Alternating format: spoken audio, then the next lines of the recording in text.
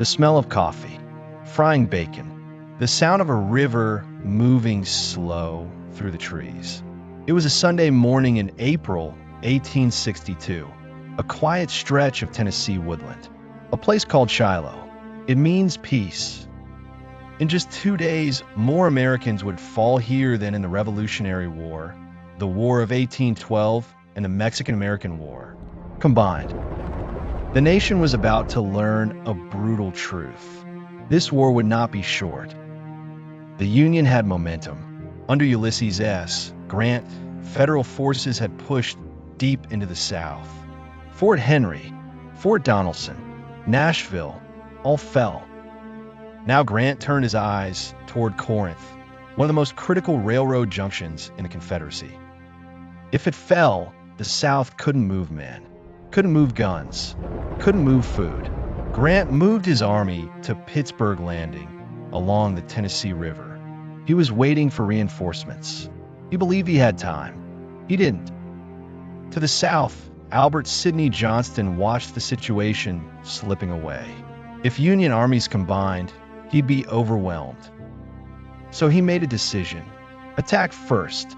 He marched his army north through rain-soaked roads turned to mud. Progress was agonizing. Confusion spread through the ranks. Some officers thought the element of surprise was already lost. But Johnston pressed on. The plan was simple. Catch Grant before help arrived. Hit him hard. Break him completely. April 6th, soldiers were still waking up. Some smelling that coffee, feeling the warmth of a fire. When the woods exploded, Confederate troops poured out of the mist. The rebel yell split the air. The Union line didn't shatter. It vaporized. Men scrambled for weapons. Officers screamed over the roar. What began as confusion became chaos, and chaos became slaughter. The fighting surged toward a small log church, Shiloh Church. The place of peace was now the center of the killing ground. Nearby, a pocket of Union soldiers dug in and refused to break. The fire was so relentless, so constant, that men said it sounded like a swarm of hornets passing overhead. They called it the Hornet's Nest. For 6 hours, they held, buying time, bleeding, holding. By afternoon, Union forces had been pushed back nearly 2 miles. Behind them, the Tennessee River. There was nowhere left to go. Thousands of men crowded the riverbank, exhausted, some weeping, out of ammunition, out of hope. For the Confederates, victory felt within reach. One more push, and Grant's army would cease to exist. Then history turned on a single wound. General Albert Sidney Johnston, the Confederacy's finest commander, the man Jefferson Davis called irreplaceable, rode forward to lead the final assault. A bullet caught him in the leg. At first, it didn't seem serious. He kept riding. He kept commanding. Then his boot filled with blood. The wound had severed an artery. Within minutes, he was gone. The Confederacy's best general, dead on the verge of his greatest victory. Command passed to P.G.T. Beauregard. He looked at the battlefield, looked at his exhausted men, and called off the attack. Historians still argue about that decision.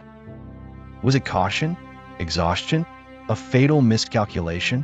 Whatever the reason, the moment was gone. Darkness settled over the field. Rain poured down. The wounded lay scattered in the mud, crying out in the dark. Every few minutes, Union gunboats on the river fired into the woods.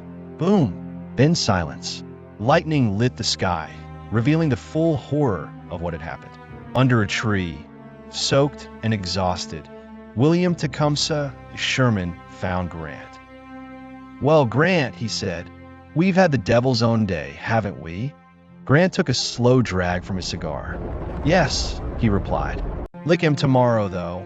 Through the night, reinforcements arrived. Fresh men, fresh guns, fresh resolve. At dawn on April 7th, Grant attacked. The Confederates, exhausted, low on ammunition, leaderless at the top, had nothing left. Step by step, the Union pushed them back.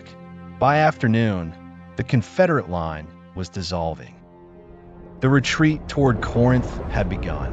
When the guns finally went quiet, the scale of it became clear.